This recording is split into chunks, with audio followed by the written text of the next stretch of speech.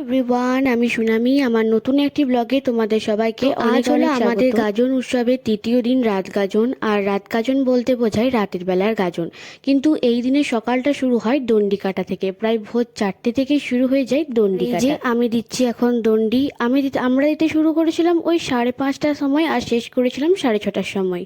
আমার সঙ্গী ছিল আমার দুই বান্ধবী বৃষ্টি ও নিশা, তার ঠিক পিছনেই ছিল দূর্বা, বতু আর বতুর বোন শাশ্বতী। তো আমরা তো এই 6জন মিলেই দিচ্ছিলাম দণ্ডি। দেওয়ার ক্ষেত্রে কিন্তু অনেক নিয়মকানুন থাকে। যেমন ধরো, তুমি যে আজকে দণ্ডি দেবে, কালকে কিন্তু তোমাকে সম্পূর্ণ নিরামিষ খেয়ে থাকতে হবে। এছাড়াও তুমি যে জামা কাপড় পরে দণ্ডি দেবে, সেই জামা কাপড়টা কিন্তু অবশ্যই কাচা। দণ্ডি কাটার পর যে আর কি লাইনটা টানছে তারা হলো ভক্তে।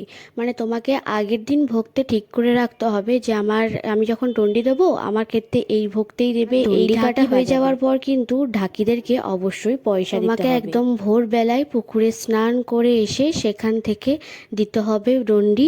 আর মন্দিরটা জাস্ট একটা, সব থেকে বড় কারণ হলো এই দণ্ডি দেওয়ার সময় কিন্তু তোমাকে কথা বললে চলবে না। মানে তোমাকে একদম মুখ বন্ধ করে রাখতে হবে।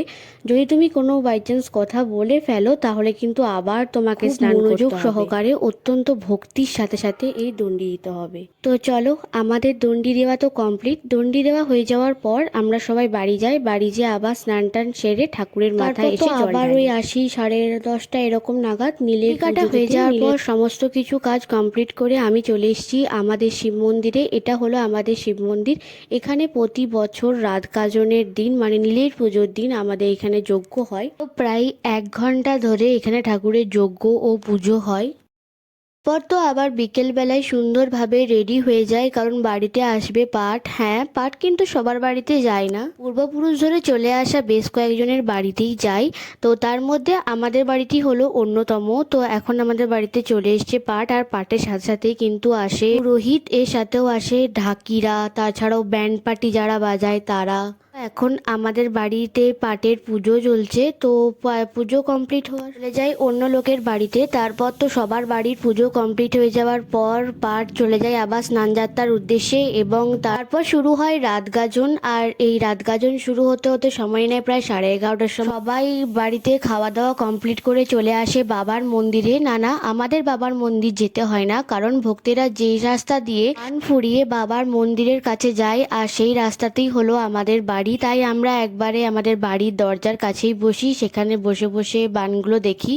তো প্রথম যে বানটা দেখলে সেটা ছিল দশমুখী বান। আর দশমুখী বান পরপর 10টা যাওয়ার পর আসে বাঁশ বান।